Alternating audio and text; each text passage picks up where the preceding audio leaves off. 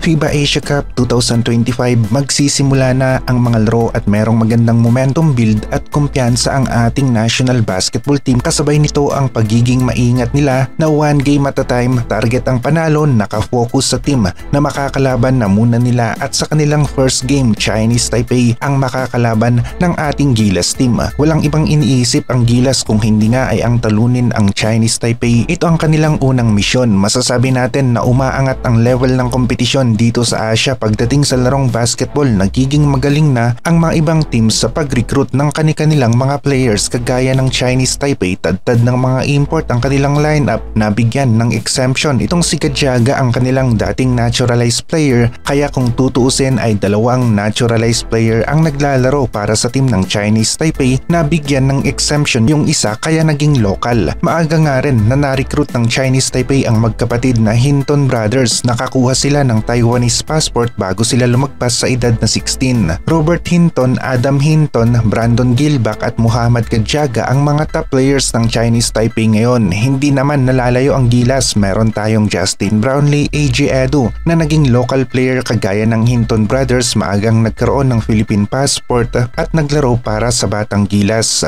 Dwight Ramos na na-scout nga rin ng SBP mula sa US, maging si Malonzo, US Division 1 nga rin galing bago napunta dito sa Pilipinas. Nandyan pa si Chris Newsome na matindi nga rin ang depensa para sa Gilas team. Junmar Fajardo ang ating big man na maaasahan, kayang-kaya na postehan si Brandon Gilbak. Kung titignan natin ang lineup ng dalawang teams halos parehasan lamang at dahil sa merong magandang momentum build ang Gilas mula sa kanilang mga tune-up games ay meron silang saktong confidence na makakatulong sa FIBA Asia Cup para maging maganda ang kanilang laro. Tinuturing ni Coach Tim Coe na malakas na team ang Chinese Taipei at totoo nga naman ito, at kita rin natin na kasabay ng kumpiyansa ng Gilas ay merong pag-iingat ang ating national basketball team, kaya naman exciting talaga ang laro ng Gilas laban sa team ng Chinese Taipei. Hindi mahina ang kalaban, malakas pa nga kung tutuusin, pero Gilas hindi rin nalalayo ang lakas laban sa team ng Chinese Taipei. Mas may malawak na experience ang ating national basketball team na nakuha nila sa Olympic qualifiers, FIBA World Cup at Asian Games na hindi nga naranasan ng Chinese Taipei. Ang ating head-to-head match-up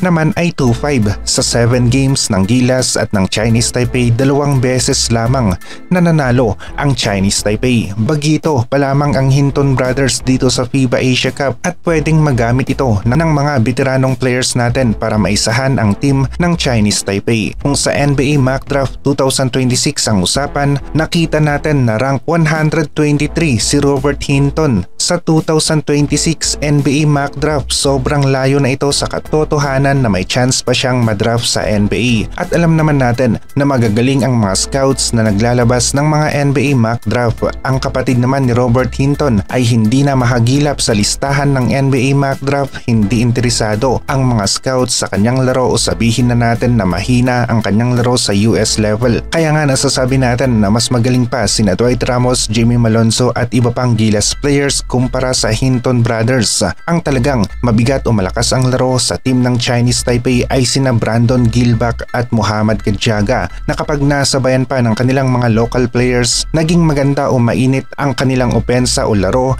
ay posible rin na manalo ang team ng Chinese Taipei laban sa Gilas. Pero gaya nga ng nasabi natin, ibang-iba pa rin ang Gilas na alam nila kung ano ang dapat nilang gawin. Ito ay ang manalo. Pinaghandaan nila ang kanilang kalaban, tapos na ang qualifiers, ito na ang totoong torneo, ang FIBA Asia Cup. Kaya naman may tiwala tayo na gagawin ng Gilas ang lahat para manalo sa kanilang first game laban sa team ng Chinese Taipei.